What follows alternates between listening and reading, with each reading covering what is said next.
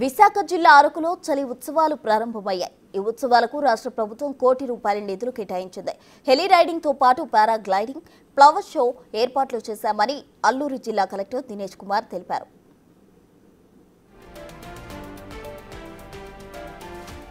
ఈ రోజు నుండి 3 రోజుల పాటు జరిగే ఈ అరకు చలి ఉత్సవాలకు పకడ్బందీ ఏర్పాట్లు చేశామని చెప్తున్న అల్లూరు జిల్లా కలెక్టర్ దినేష్ కుమార్తో మా ప్రతినిధి రాజు face to face.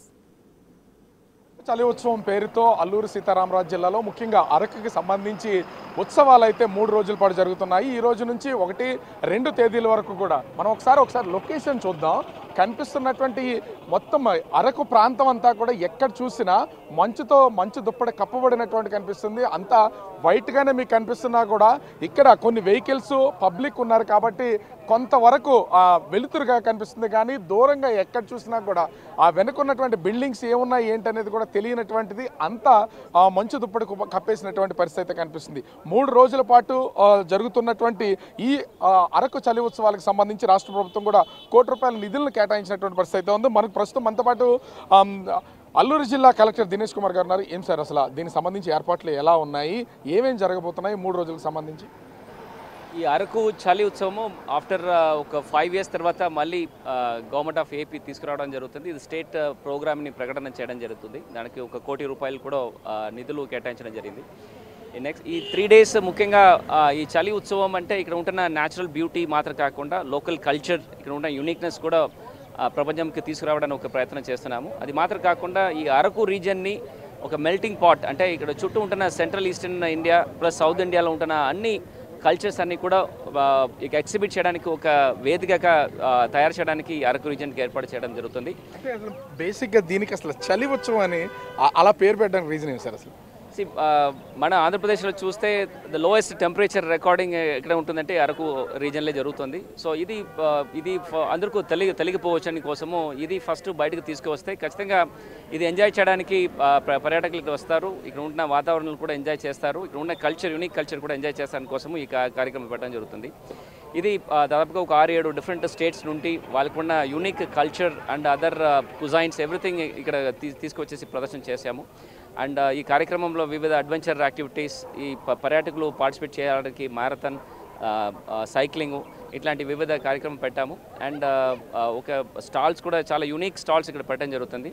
Araku coffee అని అందరూ చెప్తారు, బట్ అది ఎంతమంది రియల్ కాఫీ టేస్ట్ చేశారని తెలీదు. సో వాళ్ళ కోసం రియల్ మనకి స్పెషాలిటీ కాఫీ అంటారు, దాన్ని ఎక్స్పోర్ట్ అవుతుంది అదర్ లొకేషన్స్కు. సో ఈ స్పెషాలిటీ కాఫీ ఇక్కడ ఉన్న ట్రైబల్స్ కానీ పర్యాటకులకి ఒక ఎక్స్పీరియన్స్ ఇవ్వడానికి కోసం ఒక speciality coffee, Araku arabica coffee కూడా పెట్టడం జరుగుతుంది. సో ఇట్లా యూనిక్ కాంపోనెంట్స్ అన్ని కూడా తీసుకొచ్చి ఒకే చోట్ల పెడితే ఖచ్చితంగా పర్యాటకులు అప్రిషియేట్ చేస్తారు. ఈ ప్రాంతంని కూడా ఎట్లా రక్షించాలి, ఒక సస్టైనబుల్ అండ్ రెస్పాన్సిబుల్ టూరిజం ఎట్లా చేయాలని గురించి కూడా ఒక ప్యానల్ డిస్కషన్ పెట్టడం జరుగుతుంది. టూరిజం పరంగా ఇప్పుడు ఏమి వస్తున్నటువంటి వాళ్ళకి ఏమి ఉన్నాయంటే పారాగ్లైడింగ్ కానీ ఇట్లాంటివి ఏమి ఇంట్రడ్యూస్ చేస్తున్నారు ప్రస్తుతానికి?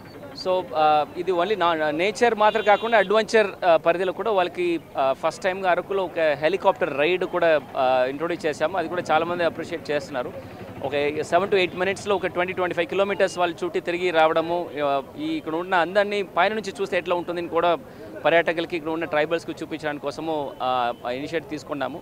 Hot air balloon experiences and paragliding experience కూడా ఇవ్వడం జరుగుతుంది. ఈ ఫ్లవర్ గార్డెన్కి సంబంధించి అసలు ఎన్ని రకాలు ఎక్కడెక్కడి నుంచి తీసుకొచ్చారు? సో ఇక్కడ ఒక పద్మాపురం గార్డెన్స్లో ఒక ఫ్లవర్ షో ఒకటి పెట్టాము. దాదాపుగా ఒక 300 డిఫరెంట్ వెరైటీస్ ఆఫ్ ఫ్లవర్స్తో ఒక 60 డిఫరెంట్ ఫ్రూట్స్తో అక్కడ పెట్టడం జరుగుతుంది. ఖచ్చితంగా వాళ్ళు చూడడానికి చాలా అందంగా ఉంటుంది. Definitely that's gonna be enjoying event.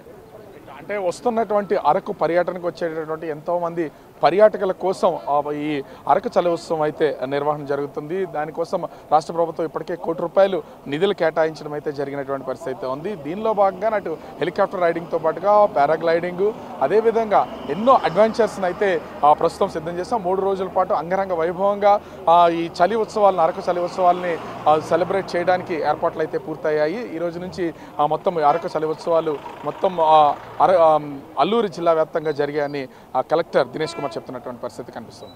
Cameraman